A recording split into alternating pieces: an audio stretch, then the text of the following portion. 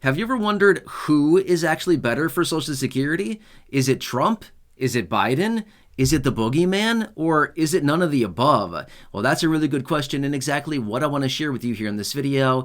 Let's get into it and discuss all the details. Now, first off, thank you so much for joining me, and thank you so much for hitting the like button and share button right down below the video. I really do appreciate it. Thank you so much for being part of this community. Now, this is a really good question that a lot of people want to know the answer to right now, especially considering where we are right now in 2024 and the election coming up in just a matter of months here. Now, a lot of people, especially fixed income and those people that receive benefits from Social Security, want to know which one of these guys is going to be the best for me and my monthly benefit. But again, let me explain what's actually going on here, because are either of these guys actually a good choice, and what can we actually anticipate over the next few years here when it comes down to Social Security? So I'm going to throw a few different statements out there right now, and again, I want to bring this to your attention because this next administration is going to be pretty important, but in my honest opinion, they're not going to touch Social Security, okay? But let me explain what's going on here, okay? Now, first off, we hear all these different talks and these different changes and proposals that are floating around, and everybody always says, oh, I'm going to do it. I'm going to do this for your monthly benefit. But here's what it comes down to. Okay, it doesn't really matter what is being said. Now, to be 100% fair, both of these guys are treading very lightly when it comes down to Social Security reform, okay? Because here's what they know, just as well as we know it going forward. Nothing is going to happen to Social Security with the next administration, okay? I'm just going to say that right now. You may disagree with that, but I'm going to say that, and I highly doubt any reform of any kind will come to Social Security within the next 5-6 years. That's my anticipation, okay? I'm just throwing it out there really quickly. Why? We've seen this happen before with Social Security, okay? We've seen this happen before. In fact, back in the 80s, we were about to be insolvent, as in the trust fund of Social Security was about to be insolvent. Like, it was very, very close. What did they do? They waited until the very last minute to negotiate out a deal to make sure that Social Security remains solvent for many more decades into the future, and we're dealing with that situation again. When is Social Security currently going to be insolvent right now? Depends on how you look at it. Sometime between 2033 and 2035. That's a long time from right now, okay? So the next administration, even though, technically coming in January of next year, that's going to be 4 years. Okay, fine. We've got a lot of time after that to actually worry about Social Security. So my point is, whether we look at this and think, okay, my vote is going to be going toward the person who actually has a better plan on Social Security. I can tell you this much. Who cares what their plans are? Nothing will happen to Social Security with the next administration, even though, yes, it will be very important. There will be tons and tons of talk about Social Security. There's going to be all of this, reform ideas and plans like this.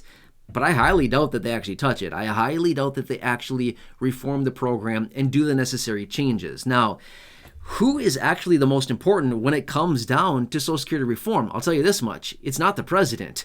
It's lawmakers, okay? The president has the final say. The president has the final signature. But at the end of the day, who really has the say in what happens to Social Security? It's not the president. Even though they act like they do, it's not. It's lawmakers. The hundreds of people that make up the House of Representatives and the Senate, these are actually the people. So if we actually wanted to look at what would happen to Social Security, look to the lawmakers. It's not the president, okay? I know a lot of times we think, oh no, it's the president. They have all the power on this. They really don't. They have maybe a little bit of the influence on lawmakers, but that's about it. A little bit of influence. That's it. And they have the final signature, okay? If lawmakers were to pass something, I'm just going to tell you this much. If lawmakers were to pass some kind of major change to Social Security, if somehow there was a miracle that a change came into Social Security that passed through the House and it passed through the Senate and it went to the president's desk to get a signature to reform Social Security, I don't care who the president is, they'd be kind of a fool to not sign it, okay? My point is, to actually get lawmakers to agree on something that changes Social Security and reforms the program, it would be massive in and of itself, okay? That would be a miracle. The president signing or not signing that would be a big deal, okay? That is my point about that, okay? So that's all I really wanted to say about it was, whether you're, basing your decisions coming up here over the coming months here, and again, I don't want to influence you either way. I don't really care what you do. It doesn't really matter to me. I mean, at the end of the day, it matters to all of us, right? But I'm just simply saying, I'm not here to influence you. I'm not going to sit here and be like, well, you got to vote for this one guy. You're going to make that best decision for yourself. You're an adult. You have the ability to, make those decisions on your own. I don't need to sit here and influence you in any way, shape, or form. Not really my style. I don't really want to do that. I mean, if I wanted to influence you on something, it certainly would not be this, okay? But my point is, we got to look at the big picture here. What is likely going to happen with Social Security in the next 10 years? Well, something needs to happen between then, but I anticipate this much. Between now and the next several years here, we're going to see massive proposals coming out. We're going to see a lot of changes being introduced. We're going to see a lot of things happening potentially to Social Security, but at the end of the day, I anticipate they wait until the very last minute. Within a year or two, I think 2 years would even be generous. I think within 1 year of becoming insolvent, they come up with a solution. And here's what my idea of the solution is. And again, I don't know. This is 9 years from now, 10 years from now when this potentially happens. But I anticipate they get so close to the breaking point of Social Security, they basically pass legislation that instructs the Federal Reserve to print up $2 or $3 trillion, and they push it right into the trust fund, and they call it a day. That's literally it, okay? That's what I anticipate happening with Social Security. Is no big changes. Maybe they push out the full retirement age. Maybe they increase taxes. Maybe they make some other nominal changes to Social Security. But I literally think they wait until the very last minute. They say, uh-oh, we've ran out of time. We blew it because we didn't do our job a decade ago. And they basically write up legislation. They say, Federal Reserve, print us $3 trillion. They print $3 trillion. They push it into the trust fund. And they say, good, we're good now for the next, 30 years or something. And then they don't have to worry about it anymore because all these people will be done. Their terms will be out. They'll be retired. They'll be gone, whatever it happens to be. And they won't care. They'll worry about the next people to actually take care of it.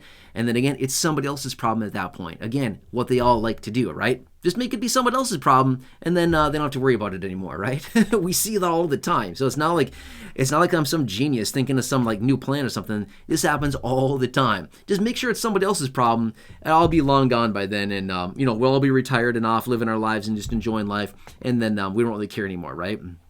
So anyway, when it really comes down to it, to see which one of these guys is actually better for Social Security, I'm going to say this much. Honestly, it doesn't really matter, okay?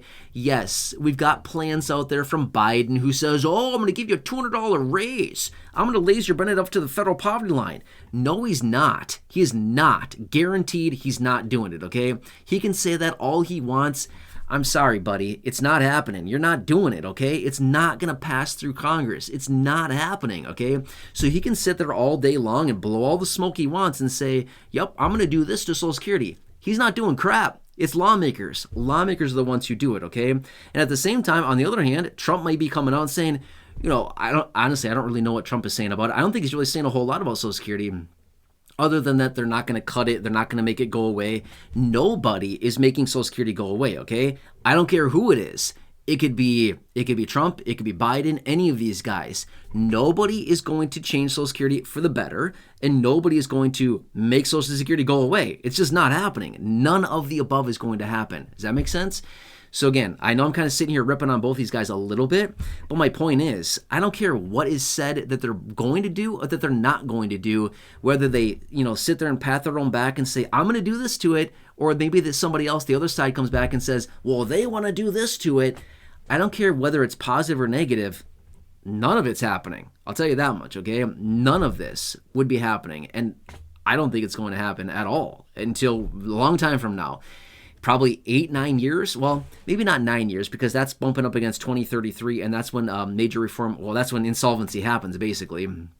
So I would say probably 7 to 8 years, something like that. In that amount of time, we're going to hear a ton of talk about it. We're going to hear every proposal in the book. We're going to hear all these perfect plans, everything like this, but nothing will happen until then. That's my anticipation, okay? Based on everything I'm seeing right now, it would be like a really bad political move for basically any of these people to come out and say, my plan is the best. Nobody's plan is the best, okay? I can tell you that much. Nobody has a perfect plan right now, okay?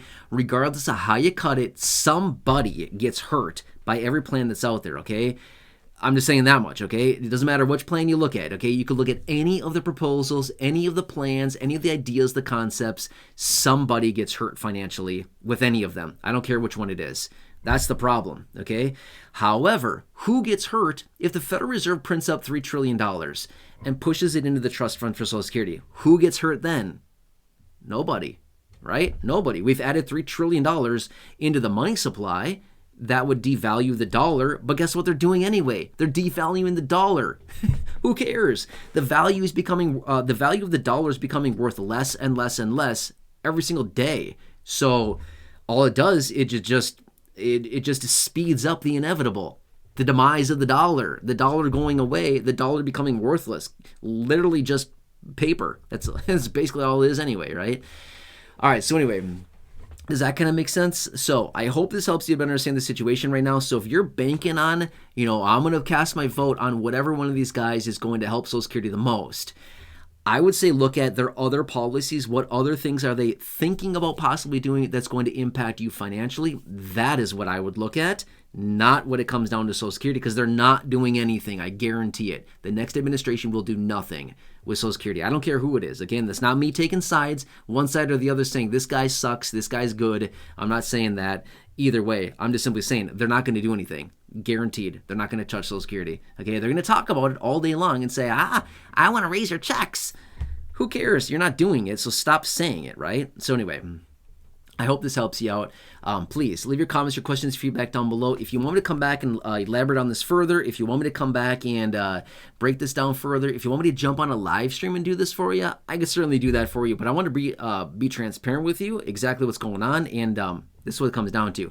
I would look at the big picture. What can they do over the next 4 years or so that actually benefits you at that point financially? What can they do? Can they reform Social Security? Yes, they can, but no, they won't. Make sense? But they can do other things. They can do a lot of other policy changes, things like that actually help you that it can help you in a massive way.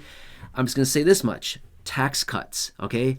Cutting taxes for a lot of people would be massive, okay? Why?